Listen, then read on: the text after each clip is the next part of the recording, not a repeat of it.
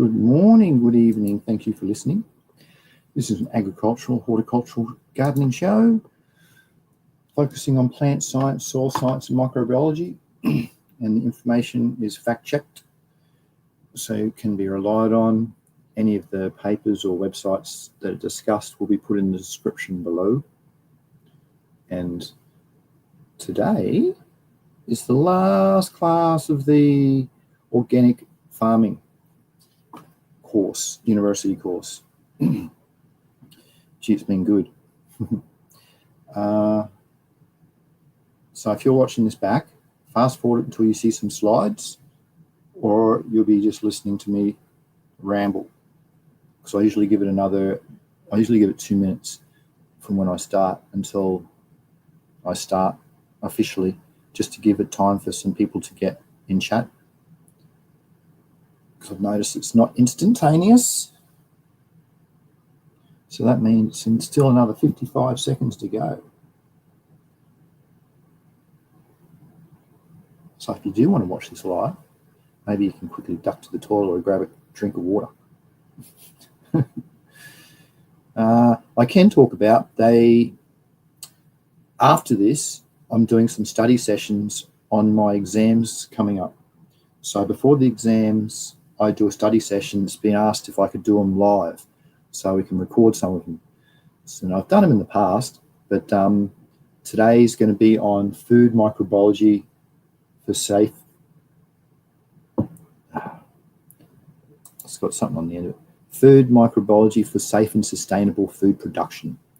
That's today's. And then tomorrow's is going to be microbial biotechnology. So I'll just be doing about 1 hour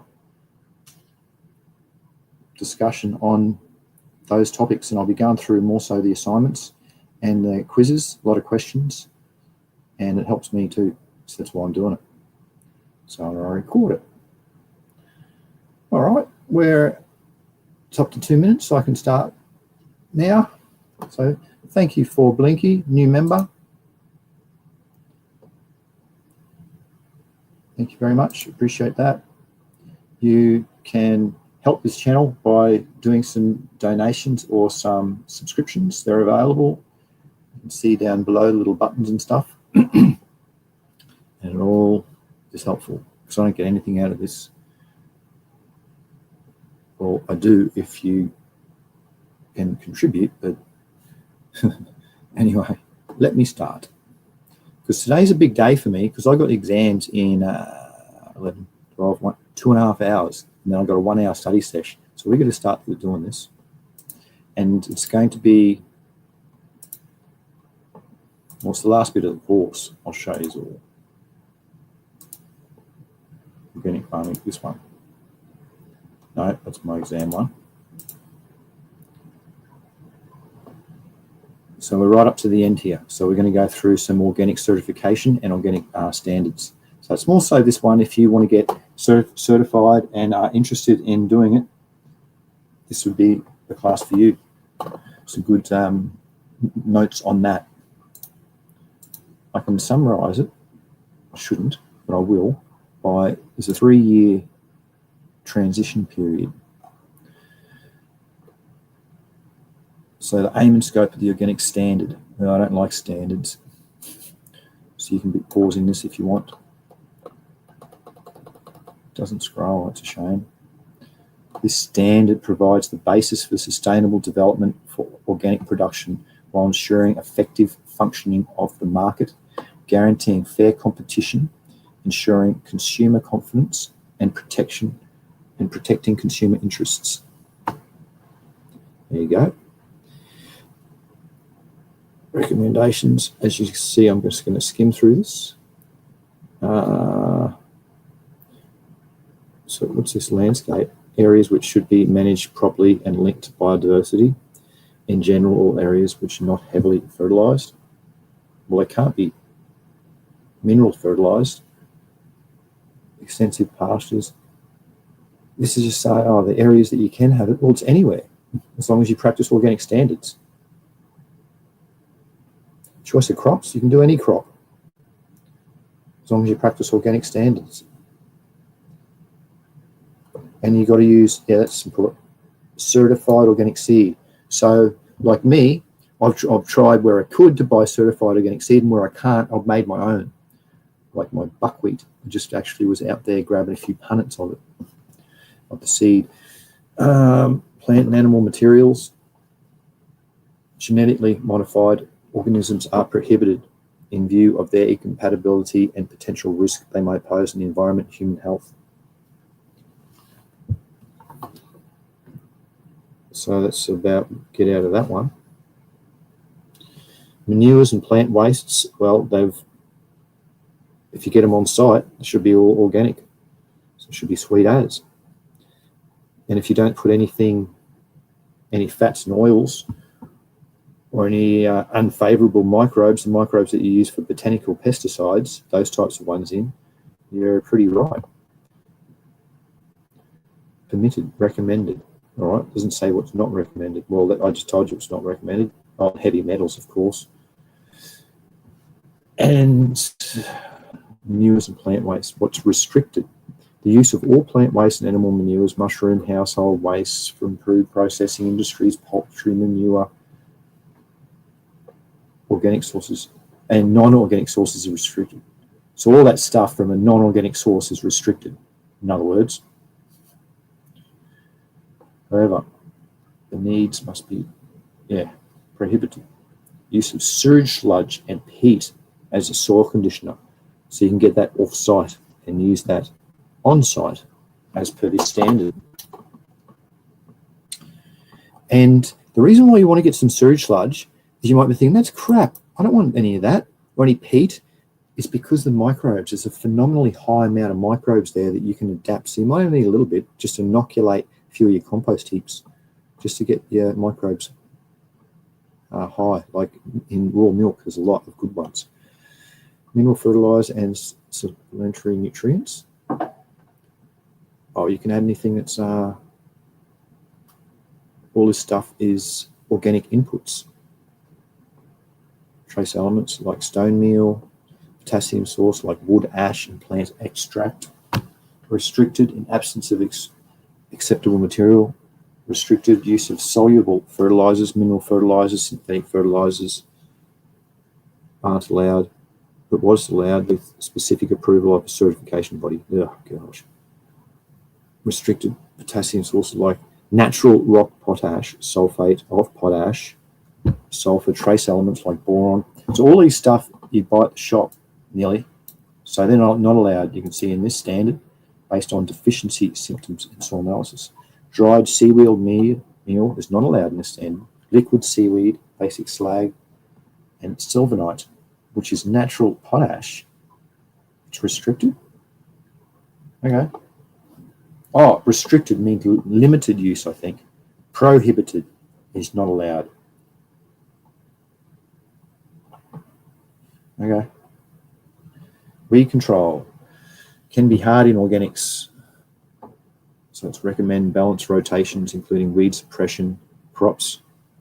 In other words, they got big shade leaves. Compost and manures and plant waste.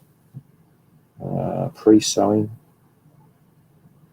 Recommended for weed control. Permitted. Mulches, we must use mulches. It's a good way of controlling it. And even plastic ones are good. Prohibited. Use of agrochemical or hormone herbicides within the crop or at the edge. When you're not allowed to stream, pasteurization or sterilization for weed control. Steam, that should say steam pasteurization. Not allowed that, eh? Because it kills the microbes, probably that's why. Pest and disease control, permitted.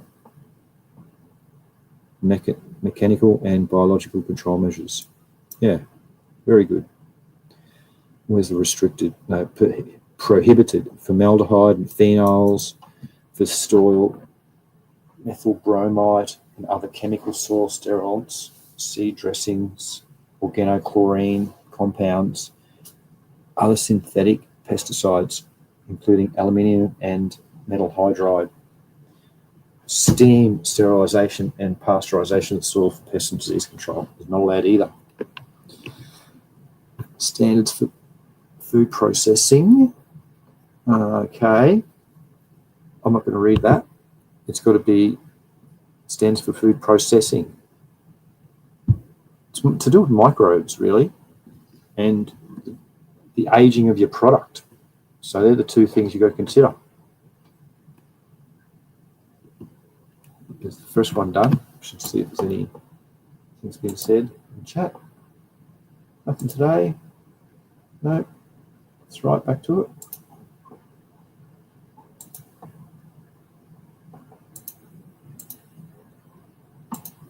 Next one. Organic certification process. So, why should you get certified? Well, it helps in money, resale value, being in a niche market, getting ahead of everybody else, and also helping the planet. And in the long run, it's going to help you because it's going to be a lot easier. Everything maintains itself. So it's I'm looking into it, and I'm pretty poor. So there's a good enough reason. The aim and the scope. I'm not going to read those.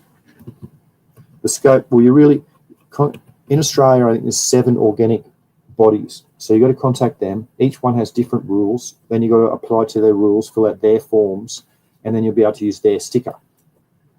That's how it kind of works. So in the States, you go similar thing. You look up organic certification bodies in your area because they've got to travel a few times a year to look over your site for different problems and chemicals, etc., etc. So, yeah, requirements to maintain the certification. Where you go to, yeah, well, I'll just read them actually. Description of practices and procedures to be performed, list of each substance to be used, description of monitoring practices and procedures, description for keeping records, description for management practices. So it's pretty much a well-organized and documented business.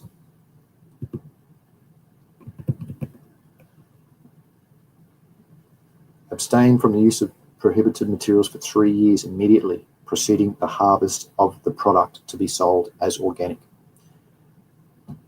Annual inspections, maintenance fees, all sorts, yep. Use of organic seeds, organic certification, labelling of products.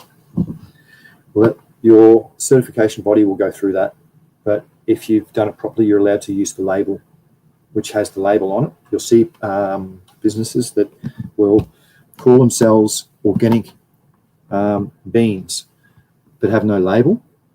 Well, that doesn't mean that they're organically certified or anything at all. That just means they've got marketing. To have the organic certification means you're allowed to use the actual sticker, which has the organic little thing you'll see on the bottom of any product that's sold. POPs for international recognition means the product certified by its Indian certification to sell overseas. Quality control, everybody should be doing that anyway. The organic quality control standards, then inspection, accreditation, and certification. Standards, accreditation, inspection, and they'll certify it. And you're right. So the operational structure for organic certification. Operational structure. Well, this is to do with the one in India. So pretty much you have to go through your local body and they'll tell you what to do, which are pretty.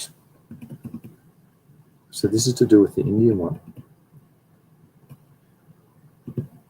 I'll do it anyway, just in case there's Indian people watching and they can read through this, but I'm not going to read it. There's all fees involved too for this. It's not cheap.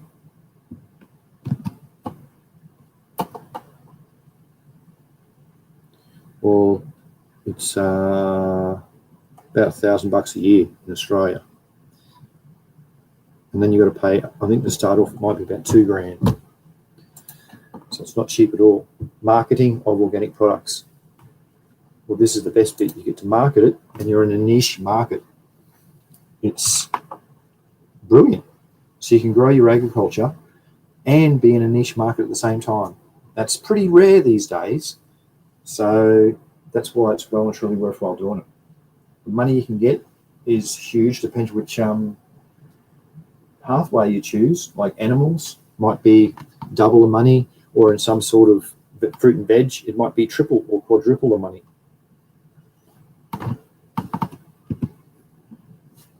Challenges. Well, it's the selling of it, because it's high price. So you're in a niche area, not many people want to buy niche products. So it's challenging. But it'll be getting better as the years go on, because everybody's really realizing the importance of organics and the value you get nutritionally. Challengings of marketing and of organics. Marketing, development, limitations. Well, if you do it right, you should be right. That market, go to the, not the Coles and Woolies and stuff like that in Australia. You can go to markets, pay someone to sit at markets for you. That's where you're going to make good money. Well, now we can do it online. For organisations involved in wholesale, so they collect it, package it, distribute it. Set up considerations. This what's to do with the business. Where are you going to sell it? Online's very good. Marketing, promotion, sales, education, corporate marketing, from niche to mainstream, the agenda for organic marketing. It's done. Hope you like that course like I did. Hello, Sunshine RB says g'day in chat. Hello, Aussie Jeffro says g'day, Bud. I'm in the background here. Cheers, mate. Have a good weekend. Yeah, thank you. Well, it's going to be a great weekend. I got my exams, 2 exams this weekend, and that's it for.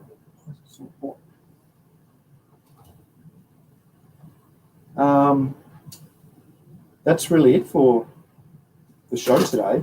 But I've got a live coming up afterwards, which will be in the study sesh. So I'm going to do food microbiology study sesh today, because that exam starts in 2 hours from right now. I'll be sitting the exam. I'll easily pass it. Not gloating, but I will. The micro ones on sweet. The crop breeding one's going to be very hard next weekend.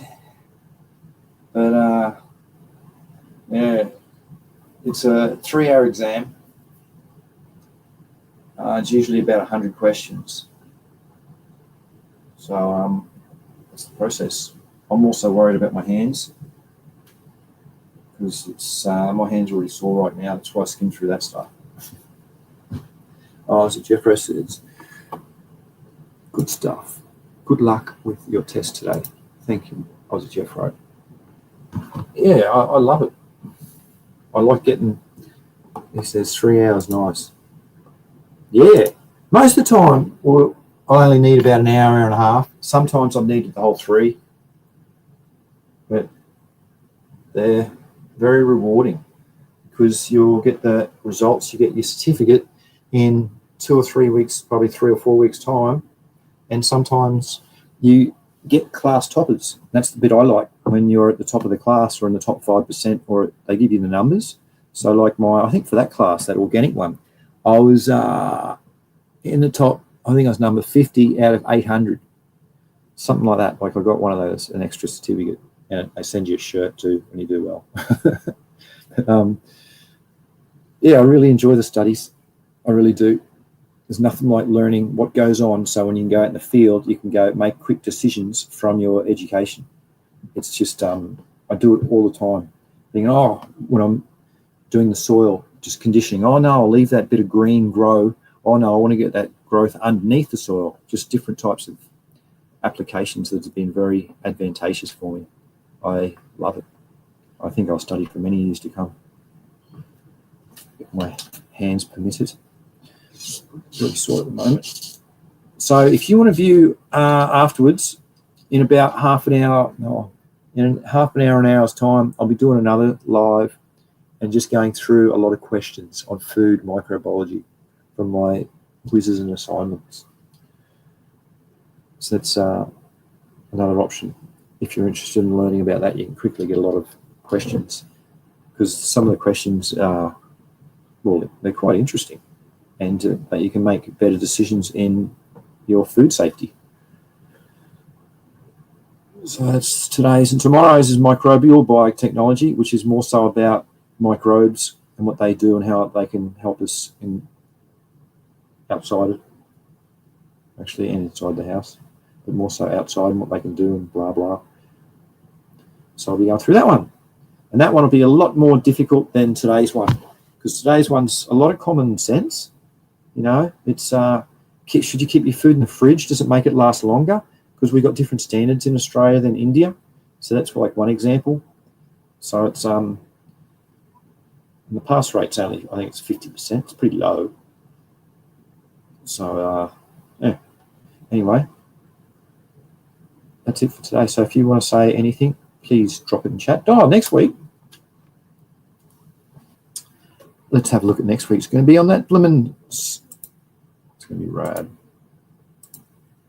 Been looking forward to this for years, to do this one. Food. That one we just finished. It's the seed principles. Principles of seed technology. It's going to be rad. There's going to be some good stuff in there. So that's starting next week. And if you're interested in going through a few questions on microbiology, you can watch the lives that are on today and tomorrow. And the crop breeding is on next weekend. And that is just, it's so technical. The course is called Basics of Crop Breeding. And it's because it's in the lab stuff. It's supposed to be all technical stuff. But yeah, it's just a big eye-opener. So that'll be next weekend. But this weekend is microbes. Microbes rule. Righto. I think if I keep going on, I'll just be rambling. So my exam, I'm just saying out loud, is at 1:30, 2 hours an hour. I'll study for an hour before it. So 12:30. So in 1 hour's time from right now is when I'll log back on and do another. I'll go through all of the assignments. And then if there's enough time, I might go through some of the slides from that course. There was a lot of slides. Each week there was 150. So it was stacks. But that's what my plans are for the next few hours. So, and if you like today, hit the thumbs up. Try and support it. The channel's not really growing that much. I'd like it to grow more so we can have more interaction, more questions, that sort of stuff. So if you can spread the word about this agricultural channel, horticultural plant science channel, soil science, please, that would really, that's how you can help me out by getting some more viewers. Yeah. Not that I don't mind about the viewers that are low, but it's just good to have more. When I did have more viewers, it was great to interact with them and go through questions, and it feels like I can help people, and that's what gives me some self-reward when I know that I can help people too, answer their questions thoroughly, and they get a good understanding, because there's a lot of misunderstandings online or stuff that you've got to read before you get your answer. Nobody likes that these days. They just want a one-sentence answer. So that's about all. Thank you, everybody, for listening. There's a few people listening. And And I might see you soon for live on the quizzes for microbes, or I'll see you hopefully next week. We can do it all again. So happy breeding, happy growing, good health to you all. Bye-bye.